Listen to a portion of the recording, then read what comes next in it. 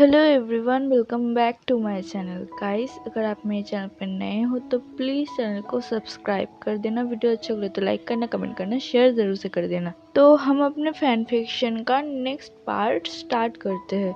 पिछले पार्ट में हमने देखा था कि विंग और वांगजी विंग के पैक में वापस आ चुके थे। अब वांगजी का ट्रेनिंग स्टार्ट हो चुका था। उसका ट्रेनिंग स्टार्ट हुआ करीब 4 दिन हो चुका था। एक दिन बाद ही फुल मून नाइट है और उस दिन ही शायद वांगजी अपना रियल फॉर्म में आ जाएगा। विंग और वांगजी दोनों ही बहुत ही ज़्यादा एक्साइटेड है वांगजी के रियल फॉर्म कैसा होगा ये सोचकर। तभी हमें ग्राउंड का सीन दिखाया जाता है जहाँ शुयांग और शाओ शिनचैन वांगजी को ट्रेन कर रहा था स्पीड में भागने का। और वहाँ पे बहुत सारे ऐसे लोग थे जो वांगजी को देखने के लिए आए थे। वांगजी बहुत ही ज़्यादा हैंडसम था और सब लोग अपनी किंग को देखकर बहुत ज़्यादा खुश थे। और वहाँ पे कुछ ओमेगास भी थे जो वांगजी को देखकर बहुत ज़्यादा इम्प्रेस हो चुका था और वो वांगजी को किसी न किसी तरह से इम्प्रेस करना चाहती थी। इसीलिए जब वांगजी इस ग्राउंड में ट्रेनिंग के लिए आता है तब तक वो ओमेगास वांगजी को देखने के लिए आते हैं। उसे स्पीड में भागते हुए देखकर, ट्रेन करते हुए देखकर बहुत ज़्यादा खुश होते हैं। आज विंग भी वांगजी को देखने के लिए आया था। वो अपने मेट को देखने के लिए आ रहा था। उसके कुछ दिनों से उसके ऊपर बहुत सारे काम का प्रेशर था बिकॉज वो बहुत दिनों से ह्यूमन वर्ल्ड में था, जिस वजह से यहाँ पे बहुत सारा काम था जो पेंडिंग पड़ा हुआ था। वो अपना काम सारा निपटा कर वांगजी के मिलने के लिए आ ही रहा था कि वो देखता है वांगजी गार्डन में भागने की प्रैक्टिस कर रहा है और शुयांग उसे गार्ड कर रहा है। तभी उसका नज़र उन ओमेगास के ऊपर जाता है जो दूर से वांगजी को देख रहा है और उसे देखकर खुश हो रहा है। तभी एक ओमेगा कहती है कि देखो ना, किंग कितना ज़्यादा हैंडसम है और भागते हुए कितना ज़्यादा सेक्सी लगता है। काश ये मेरा मेट होता। सच में क्वीन बहुत ज़्यादा लकी है। ये कहते हुए वो लोग हंस रहे थे और वांगजी को ताड़ रहे थे। क्वीन को ये बात बिल्कुल पसंद नहीं आई। ऐसे तो उसे पसंद आया कि वो सब कह रहे थे क्वीन बहुत ज़्यादा लकी है। उसे प्राउड फील हो रहा था वांगजी के ऊपर, लेकिन उसे गुस्सा भी आ रहा था कि इन ओमेगा की हिम्मत कैसे हुई, वो लोग मेरे वांगजी की तरफ देख रहा है। वो गुस्से में उनकी तरफ घूर रहा था। जब उन ओमेगास को महसूस हुआ कि कोई उन्हें घूर रहा है तब उन्हें अपने आंखें उठाकर विंग की तरफ देखा। तब तो उनकी सांसें ही रुक गई थी। उन लोगों ने देखा कि उनके क्वीन उन्हें घूर घूर कर देख रहे थे। उन्हें समझ आ गया था कि शायद उनके क्वीन ने उनकी सारी बातें को सुन चुका है। उन्हें नहीं पता कितना सुन चुका है, लेकिन शायद सुन चुका है, जिस वजह से क्वीन अभी इतना ज़्यादा गुस्से में उन्हें घूरा है। वो तुरंत ही क्वीन को बो करते हैं और वहाँ से दुम दबा के भाग जाता है। वो अभी पिटना नहीं चाहता है और अभी इतनी कम एज में मरना नहीं चाहता है। उन्हें तो अभी तक मेट भी नहीं मिला, इसलिए वो जितना जल्दी हो सके वहाँ से भाग जाता है। फिर विंग कूद कर वांगजी के सामने खड़ा हो जाता है और उसके शोल्डर को पकड़ते हुए कहते हैं, रुक जाओ, कितने भागोगे तुम? देखो, आसपास के सब लोग तुम्हें देख रहे हैं। अगर तुम इतना ज़्यादा भागोगे तो तुम सेक्सी लगोगे, है ना? ये सुनने के बाद शुयांग ने अपने आई रोल किया और शांगशुचन बस अपनी हंसी को रोक रहा था। विंग फिर से शुरू हो गया। ये आज की बात नहीं है, जब से वांगजी आया विंग वांगजी के सामने नॉन स्टॉप अजब गजब बातें बोल रहा है और फ्लर्ट करे जा रहा है। शुयांग और शाओशिनचैन को तो यकीन ही नहीं हो रहा है कि ये उनका विंग है। उनका विंग ऐसा भी कुछ कर सकता है। सच में वांगजी के आने के बाद शायद उसका ये न्यू रूप उन्हें देखने को मिल रहा है। वो लोग खुश भी है, लेकिन शुयांग को थोड़ा अजीब लग रहा था बिकॉज उसने विंग को कभी भी इस तरह से नहीं देखा है। और सबसे ज़्यादा यहाँ कोई परेशान था तो वो था यांग यांग। इसीलिए तो यांग यांग 2 दिन वांगी को ट्रेन करने के बाद 3 दिन से आया ही नहीं बिकॉज उसे अब वांगी को देखकर चिढ़ मच रहा था। अब हमें डाइनिंग रूम का सीन दिखाया जाता है जहाँ विंग और वांगजी बैठ के रात का डिनर कंप्लीट कर रहा था। तभी विंग ने अपनी खाने को फिनिश करते हुए कहा कि तुम्हें याद तो है ना, कल रात को तुम अपने फॉर्म में आने वाले हो। ये सुनने के बाद वांगजी ने विंग की तरफ देखा और नोट किया। तभी विंग ने वांगजी को समझाते हुए कहा कि मैंने जितना पढ़ा है इस प्रोसेस के बारे में, ये प्रोसेस तुम्हारे लिए थोड़ा सा हार्ड और पेनफुल होने वाला है।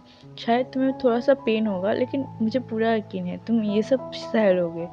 ये सुनने के बाद वांगजी ने स्माइल किया और कहा, ठीक है, मैं सह लूँगा, तुम फिक्र मत करो। तभी विंग ने वांग जी की तरफ देखते हुए कहा, तुम्हें पता है वांग जी, कल के दिन को क्या होता है? तभी वांग जी भी विंग की तरफ देखने लगा। विंग ने अपनी बात को कंटिन्यू करते हुए कहा कि कल के दिन सारे वुल्फ अपने मेट के साथ वाटरफॉल पहाड़ पे घूमने जाते हैं। उस कल के दिन ही वो सब उस चांद को देखकर अपने मेट के साथ टाइम स्पेंड करते हैं। कल मैं भी तुम्हारे साथ घूमने जाना चाहती हूँ, लेकिन मुझे नहीं पता कि हमें टाइम मिलेगा कि नहीं, क्योंकि ये प्रोसेस तुम्हारे लिए कितना पेनफुल होने वाला है ये मुझे अंदाज़ा नहीं, लेकिन पता है पेनफुल होने वाला है। उसके बाद तुम्हारी तबीयत कैसे रहेगी ये मुझे नहीं पता, लेकिन मैं तुम्हारे साथ घूमने जाना चाहती हूँ। अगर हम कल ना जा सके तो क्या हुआ, हम नेक्स्ट मून नाइट पे जाएंगे।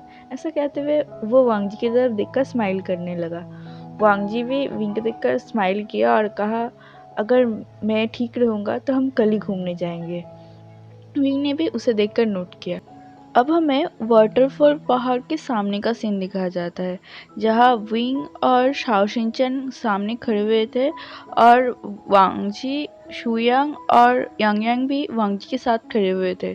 तभी विंग ने वांग जी के फेस को पकड़ा और उसके फोrehead पर किस करते हुए कहा, तुम सब कुछ संभाल लोगे ना?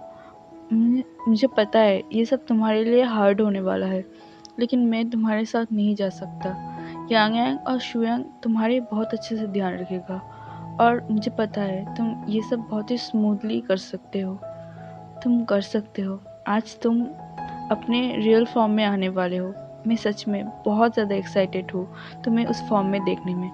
तुम्हें पता है वांग जी, मैं कितना ज़्यादा खुश हो रहा हूँ ये सोच सोच कर कि तुम कितना ब्यूटीफुल लगोगे अपने वुल्फ फॉर्म में देखकर। और मुझे ये भी नहीं पता कि तुम्हारे आइज़ कलर क्या होगा, तुम्हारे वुल्फ का कलर कैसा होगा, तुम्हारा वुल्फ होगा कैसा। ये सोच सोच कर मुझे कितना ज़्यादा खुशी हो रही है और मैं कितना ज़्यादा एक्साइटेड हूँ, तुम सोच भी नहीं सकते। वांग जी बस विंग को देखकर स्माइल कर रहा था, बिकॉज वो भी बहुत ज़्यादा एक्साइटेड था। 2 दिन पहले अगर कोई उसे इन सब के बारे में बताता तो शायद वो बिलीव भी नहीं करता, लेकिन आज वो खुद एक ह्यूमन से वुल्फ बनने वाला है। ये सब उसके लिए सच में बहुत ही ज़्यादा फ़नी है। हाँ, बहुत फ़नी है। उसे ये अभी हंसना चाहिए, लेकिन उसे पता है ये सब कुछ भी झूठ नहीं है, ये सब सच है और वो इन सब का हिस्सा है। तभी शुयांग और यांग ने विंग को वांग जी से दूर करते हुए कहा कि अभी फुल मून नाइट का टाइम होने वाला है। क्या तुम्हें नहीं लगता विंग कि तुम्हें वापस जाना चाहिए? हम तुम्हारे हस्बैंड को खा नहीं लेंगे। ये सुनने के बाद विंग ने यांग की तरफ देखा और कहा, तुम इतना चिढ़े क्यों रहते हो? अगर तुमने फिर से कुछ बोला ना तो मैं तुम्हें पहाड़ से वाटरफॉल में फेंक दूंगा। ये सुनने के बाद यांग ने आई रोल किया और कहा, वैसे भी आज की रात हम सारे वुल्फ वही जाते हैं। विंग ने बस उसे देखकर अपना मुंह बना लिया। फिर शुयांग ने वांग जी को कहा कि हमें अब जाना चाहिए, कुछ देर बाद ही शाम होने वाला है। तभी वांग जी ने भी नोट किया और विंग की तरफ देखा और कहा, मैं जल्दी तुम्हारे पास आऊँगा। विंग ने भी उसे देखकर स्माइल किया और कहा, मैं तुम्हारे साथ जाना चाहती हूँ। मैं तुम्हें ट्रांसफ़र होते हुए देखना चाहती हूँ, लेकिन मैं नहीं जा सकता, मुझे माफ़ कर देना।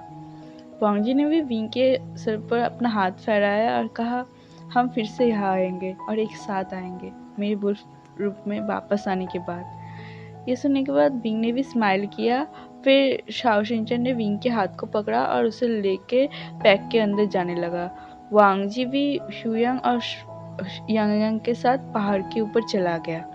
अब हमें पहाड़ का सीन दिखाया जाता है, जहाँ करीब 9 बज चुके हैं और फुल मून का लाइट डायरेक्ट वांग जी के ऊपर पड़ रहा है। वांग जी को धीरे धीरे अपनी बॉडी कुछ अलग महसूस होने लगता है। उसे धीरे धीरे अपनी बॉडी में एक हीट जनरेट होने जैसा फील हो रहा था। उसकी थोड़ी थोड़ी बॉडी बर्न हो रहा था। वो धीरे धीरे सब कुछ सह रहा था और मून की तरफ देख रहा था। शुयांग और यांग यांग भी वांग जी के आसपास कुछ तालिस्मान ड्रॉ कर रहे थे और उसे कुछ बता रहे थे, कुछ मंत्र जो वांग जी को सुनना पड़ रहा था। अब धीरे धीरे उसकी बॉडी की बर्निंग सेंसेशन बढ़ने लगी थी और वो इतना ज़्यादा बढ़ने लगी थी कि वांग जी धीरे धीरे ग्रॉल करने लगा था। वो धीरे धीरे अपने घुटनों में बैठ गया और ज़ोर से चिल्लाने लगा। शुयांग और शाओशिन को समझ आ गया कि शायद अभी वक्त है वांग जी का ट्रांसफ़र होने का टाइम। वांग जी बहुत ज़ोर से चिल्लाया था, बहुत ज़ोर से। उसे अचानक अपनी बॉडी में बहुत शार्प पेन और बर्निंग सेंसेशन फील हुआ। उसे ऐसा लगा कि उसकी बॉडी की हड्डियां धीरे धीरे टूटने लगी है। वो बहुत ज़ोर से चिल्लाने लगा। तभी शुयांग और यांग ने वांग जी को एक बहुत ही स्ट्रॉन्ग जंजीरों से बांध दिया, जैसे वांग जी यहाँ से भाग ना सके। उसे पता है वांग जी को अभी बहुत ज़्यादा तकलीफ हो रही होगी, और उसे इतना ज़्यादा तकलीफ हो रही है जैसे हमारी बॉडी के सारी हड्डियाँ टूटने पर होता है। वांग जी की बॉडी धीरे धीरे क्रैक होने लगी थी। उसकी बॉडी से क्रैक की आवाज़ आने लगी। उसकी बॉडी इधर उधर हिलने लगी थी और उसके हाथ पैर भी टेढ़े मेढ़े होने लगे थे। शुयांग और शाओशिनचन बस वांग जी को कंफर्ट करने के लिए उसे शांत रहने के लिए कह रहे थे, लेकिन वांग जी शांत नहीं हो पा रहा था। उसे अभी इतना ज़्यादा पेन हो रहा है, इतना ज़्यादा बर्न हो रहा है उसका बॉडी। उसे पता था कि उसे शायद पेन होगा, लेकिन इतना ज़्यादा वो सोच भी नहीं पा रहा था। उसने अपनी आंखों को बंद किया और अपनी आंखों को एक झटके में खोल दिया। उसकी आंखों के कलर बिल्कुल गोल्डन कलर हो चुका था और उसके बड़े बड़े वैम्पायर तीर भी निकल आ चुके थे। शुयर और शाओशिनचन वांग जी के ऐसे तीर देख के हैरान हो गए। फिर उन्हें समझ आया कि वांग जी की मदर एक वैम्पायर थी। शायद इसी वजह से वांग जी भी एक वैम्पायर के अंश है, इसीलिए उसके वैम्पायर के टीथ और कान भी निकल आए हैं। वैम्पायर के टीथ और कान निकलने में वांग जी को ज़्यादा प्रॉब्लम नहीं हुई थी, लेकिन उसे वुल्फ में चेंज होने के लिए बहुत ज़्यादा स्ट्रगल करना पड़ रहा था। उसे बहुत पेन हो रहा था। वैसे भी एक वुल्फ को ह्यूमन और ह्यूमन को वुल्फ में चेंज होने में बहुत पेन झेलना पड़ता है। इसके ऊपर वांग जी का ये फर्स्ट टाइम है। उसका बॉडी फर्स्ट टाइम ट्रांसफ़र हो रहा था एक ह्यूमन से वुल्फ में, इसीलिए उसे इतना ज़्यादा पेन हो रहा था। वांग जी एक बिन पानी की मछली की तरह तड़फ रहा था। वो वहाँ से आज़ाद होना चाहता था। वो चीख रहा था, चिल्ला रहा था। उसकी बॉडी से बार बार क्रैक की आवाज़ आ रहा था। शुयांग और शाओशिनचन बस उसे देख रहा था। शुयांग और यांग बस वांग जी को देख रहा था। वो लोग कुछ नहीं कर सकते थे। वो लोग बस अभी हेल्पलेस थे। तभी यांग ने वांग जी को अपना पावर देने लगा, अपना कुछ एनर्जी, जैसे वांग जी वीक न पड़ जाए और वो स्ट्रांग रहे। शुयांग भी यांग को देखा और वो भी अपना एनर्जी थोड़ा थोड़ा वांग जी को देने लगा, क्योंकि वो भी नहीं चाहता वांग जी अभी वीक पड़ जाए, क्योंकि अभी भी ये प्रोसेस बहुत लंबा चलने वाला है। ये प्रोसेस करीब 2 घंटे तक चला। 2 घंटे तक वांग जी बहुत ज़ोर से चिल्ला रहा था और आखिरकार वांग जी धीरे धीरे एक वुल्फ में कन्वर्ट होने लगा। उसके शार्प नेल बाहर आ चुका था। उसकी पूरी बॉडी के ऊपर फर आ चुके थे। उसके सारे कपड़े फट चुके थे और वो एक डार्क ब्लू कलर का वुल्फ बन चुका था, जिसका आंखें बिल्कुल गोल्डन था। वो अपनी इस गोल्डन आईज से चारों तरफ देख रहा था और वांग जी के अंदर से एक बहुत ही स्ट्रॉन्ग स्मेल बाहर आने लगा था। ये स्मेल एक सैंडलवुड का स्मेल है। वांग जी को शुयांग और यांग अपनी बड़ी बड़ी आंखों से देख रहा था। सच में वांग जी हेवनली ब्यूटी था। उन दोनों ने आज से पहले इतना ज़्यादा ब्यूटीफुल वुल्फ कभी नहीं देखा, कभी भी नहीं। वांग जी की वो गोल्डन आईज फुल मून के नाइट में बहुत ही ज़्यादा चमक रहा था। उसके ऊपर उसकी पूरी बॉडी चमक रहा था। उसका पूरा बॉडी डार्क ब्लू कलर का था, जो इस नाइट में शायद चांद लगा रहा था। उसके ऊपर उसके अंदर से आता हुआ वो सैंडलवुड की खुशबू, जो बहुत ही ज़्यादा स्मूथिंग और कामिंग था। सब लोग वो दोनों ही वांग जी को देख रहा था। वांग जी अभी बहुत ही ज़्यादा कमज़ोर लग रहा था। वो बस उस जंजीरों से बंधा हुआ वहाँ बैठा हुआ था। फिर ऐसा लग रहा था कि शायद उसका सारा एनर्जी ख़त्म हो गया है। शुयांग और यांग भी समझ सकता था कि इतना लंबा प्रोसेस की वजह से और इतना पेन सहने की वजह से वांग जी इतना ज़्यादा कमज़ोर फील कर रहा होगा। लेकिन वांग जी के अंदर से वो सैंडलवुड की स्मेल बहुत ही तेज़ी से बढ़ने लगा। वो स्मेल पूरी जंगल में फैल गया था। शुयांग और यांग ये दोनों ही अल्फा थे, इसी वजह से वांग जी का वो स्मेल उनके ऊपर किसी तरह से हावी तो नहीं हो रहा था, लेकिन उनके ऊपर थोड़ा बहुत इफेक्ट कर रहा था, बिकॉज उसका सेंट बहुत ही ज़्यादा डोमिनेटिंग था। तभी वांग जी अचानक से बहुत ज़ोर से ग्रॉल करने लगा। वो अपनी वुल्फ की आवाज़ में ग्रॉल करने लगा। उसकी ग्रॉल शायद पूरी जंगल में सुना जा सकता था और वो बहुत ही तेज़ी से छटपटाने लगा।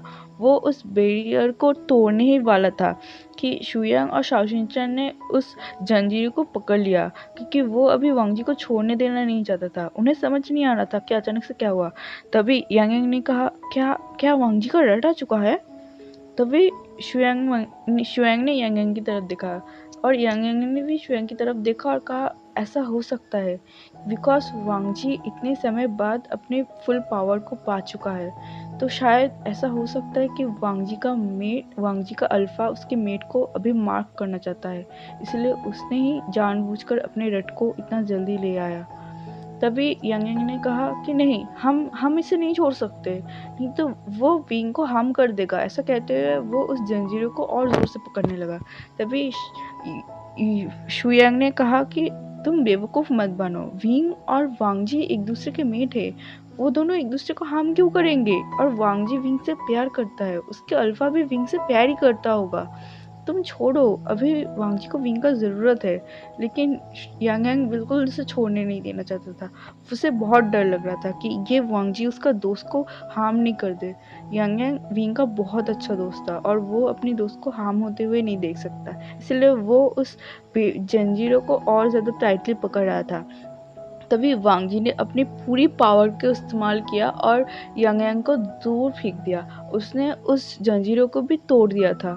ऑफकोर्स वांग जी उसे आसानी से तोड़ सकता था, लेकिन अभी उसका एनर्जी कम है, क्योंकि वांग जी एक बहुत ही डेमोनिक अल्फा था और उसके ऊपर वो एक हाइब्रिड था, इसीलिए यांग यांग उसके सामने कुछ नहीं। तभी वांग जी वहाँ से बहुत तेज़ी से भागने लगा।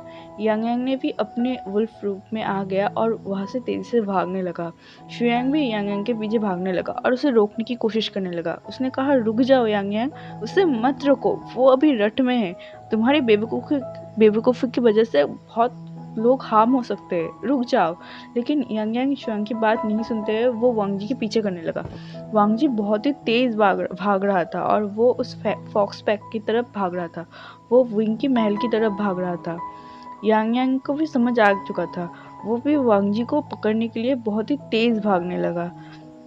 तभी विंग अपने कमरे में बैठा हुआ बैल्कनी से बाहर की तरफ देख रहा था। वो वांग जी के लिए ही शायद इंतज़ार कर रहा था, क्योंकि उसे ऐसा लग रहा था कि वांग जी बहुत जल्द यहाँ आ जाएगा और उसे लेकर उस वाटरफॉल पहाड़ की तरफ जाएगा। वो ऐसा सोचते हुए स्माइल कर रहा था और चाँद की तरफ देख रहा था। तभी अचानक से उसे बहुत ही तेज़ सैंडलवुड की स्मेल महसूस हुआ।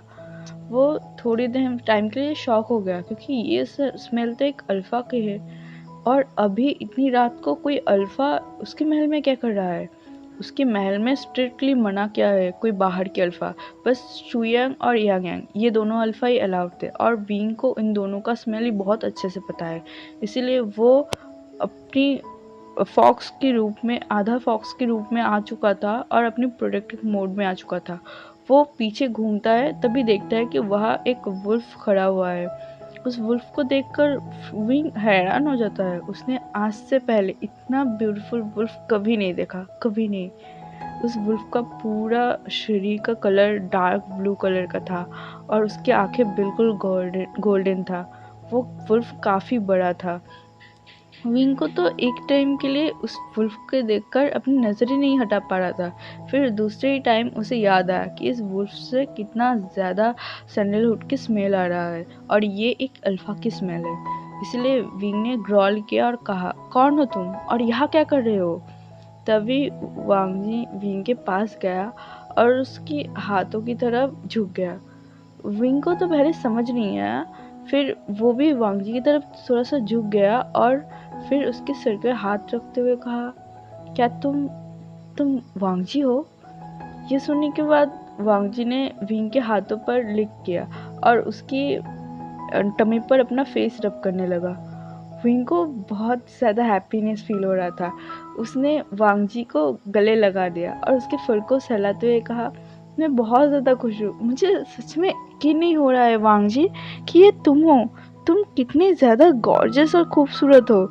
सच में मैंने कभी नहीं सोचा था कि तुम इतना ज़्यादा ब्यूटीफुल वुल्फ बनोगे। सच में तुम बहुत ही ज़्यादा ब्यूटीफुल हो। मेरा मेट बहुत ज़्यादा ब्यूटीफुल है। ऐसा कहते वो वांग जी के पूरे फेस पर किस करने लगा और उसके पूरे फर पर अपने हाथ फैलाने लगा। तभी वांग जी अपने ह्यूमन रूप पे वापस आया, लेकिन वो पूरे अपने ह्यूमन रूप में नहीं था। विंग जैसे अपने आधे फॉक्स के रूप में था, वैसे ही वांग जी अपने आधे वुल्फ के रूप में था। उसने विंग को बहुत ही कस के अपने उसके वश से पकड़ लिया और उसे अपने बाहों में उठा लिया।